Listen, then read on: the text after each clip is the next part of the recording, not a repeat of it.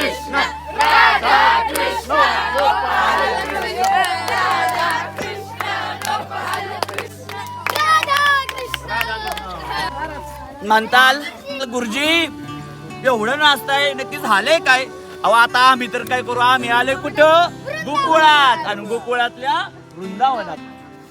खरं पाहिलं गेलं ना जीवनाची खरी परिपूर्णता कोणाच्या जीवनात पाहायला भेटते, कोणाच्या चरित्रात तर भगवान कृष्णांच्या चरित्रात, ज्यामध्ये संघर्ष आहे, त्याग आहे, प्रेम आहे, लढिवाळपण आहे आणि माया मोहमाया सारं काही आहे. आणि भगवंताने ती अतिशय चांगल्या प्रकारे पेललेली आहे. अशा भगवंताला ज्यावेळेस आपण शरण जातो त्यावेळेस भगवंत आपल्यावर कृपा बरसवत असतो. अनेक लहान लेकरांना पाहिल्यानंतर असं वाटतं अरे एका गवळ्याचं लेकरू असणार अवघ्या द्वापार युगाचा सर्वात श्रेष्ठ रत्न कसं काय ठरलं, कारण त्यांनी कधीच आपल्यासाठी कोणत्या गोष्टी केलेल्या नाही ते आणि जीवनामध्ये कधीच ते उदास राहिलेच नाही. ते कायम चेहऱ्यावर स्मित हास्य राहायचं.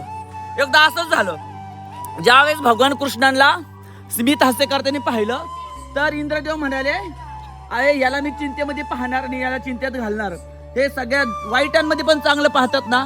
तर इंद्रदेवांनी काय केलं, भगवान कृष्णाची परीक्षा पाहण्याकरिता एका पिसळलेल्या सडलेल्या कुत्र्याचं रूप घेऊन एका मार्गावर पडलेले आणि भगवान कृष्ण बलराम दादा त्या दिशेने येतात. बलराम दादा म्हणतात अरे कृष्णा बघणार आहे या कुत्र्याने मागच्या जन्मात कसलं घृणित पाप केलं असेल, असलं सडलेलं शरीर. त्यावेळेस भगवान कृष्ण म्हणतात अरे दादा तू त्याचं सडलेलं शरीर का पाहतो, त्याच्या तोंडामध्ये बघ ना किती चमकदार पांढरे शुभ्र दात आहेत. त्याने असं कोणतं पुण्य केलं असेल की त्याला असलं शरीर प्राप्त झालं तरी देखील त्यामध्ये पांढरे शुभ्र दात दिसले. मग यातून आपण एकच घ्यायचं, जीवनामध्ये काहीही झालं तरी पण उदास आणि चिंतनीय जीवन कधीच जगायचं नाही. आणि भगवान कृष्णांपाशी आल्यानंतर गवळण तर व्हायलाच पाहिजे ना.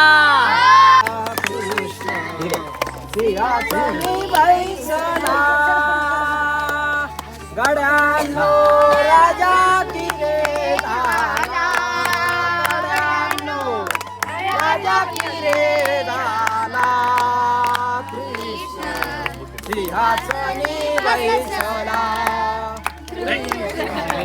सिंहासनी